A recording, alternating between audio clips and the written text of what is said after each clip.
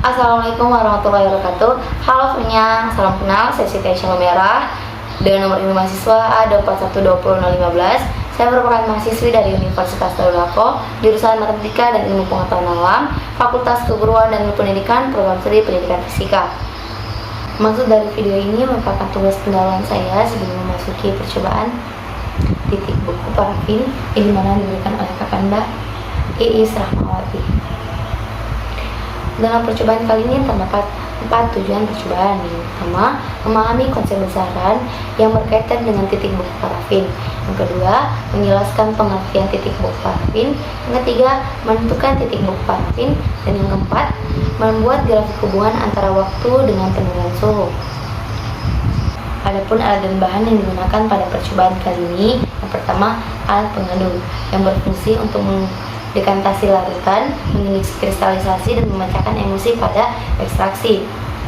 Yang kedua, parafin, yaitu bahan yang akan digunakan pada percobaan ini, serta bahan yang akan kita larutkan pada percobaan kali ini.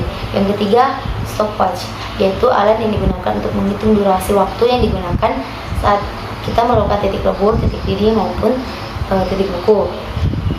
Yang keempat, bunsen, yaitu alat laboratorium yang dapat menghasilkan api gas terbuka tunggal yang dapat digunakan untuk memanaskan, sterilisasi, dan pembakaran. Yang kelima, tabung reaksi, yaitu tempat atau wadah untuk mereaksikan dua buah larutan atau bahan yang akan kita gunakan. Yang keenam, statif, yaitu alat laboratorium yang dapat menjepit gelas atau tabung reaksi atau seperti bunsen saat kita melakukan filtrasi atau pemanasan. Yang ketujuh, termometer, yaitu alat yang digunakan untuk mengukur suhu larutan atau bahan yang telah kita larutkan atau sebelum kita larutkan. Yang ke-8, kertas grafik, yaitu wadah tempat kita menulis atau kertas yang berisikan kisi-kisi untuk mengisikannya dengan grafik atau kurva gambar. Yang ke-9, yaitu spiritus, bahan yang digunakan untuk melakukan pembakaran, pemanasan ataupun sterilisasi. Adapun teori singkat, yaitu suatu materi dapat berwujud zat, padat, zat cair ataupun gas. Contohnya H2O, ketika dia berwujud zat padat itu disebut sebagai es, ketika dia berwujud zat cair itu akan disebut sebagai air, sedangkan ketika dia berwujud sebagai gas itu disebut sebagai uap. Tinggi suhu di mana zat cair mulai membeku itu disebut dengan titik beku, dan tinggi suhu di mana suatu zat cair mulai memanas atau melebur itu disebut dengan titik didih dan lebur. Suhu tersebut akan tetap konstan dan tetap sampai zat tersebut membeku seluruhnya ataupun mendidih serta melebur seluruhnya. Adapun jawaban saya pada tugas pendahuluan yang ada pada modul, yaitu pertama, apa pengertian dari titik beku, titik lebur, dan titik didih.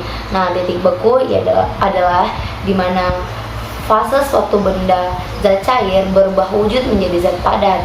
Titik lebur ialah di mana fase sebuah zat padat berubah wujud menjadi zat cair.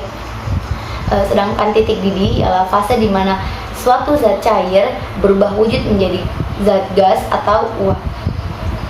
Yang kedua, menjelaskan pengertian panas peleburan atau kalor lebur, yang dimana suatu zat untuk mengubah keadaannya dari zat padat menjadi zat cair pada tekanan yang konstan.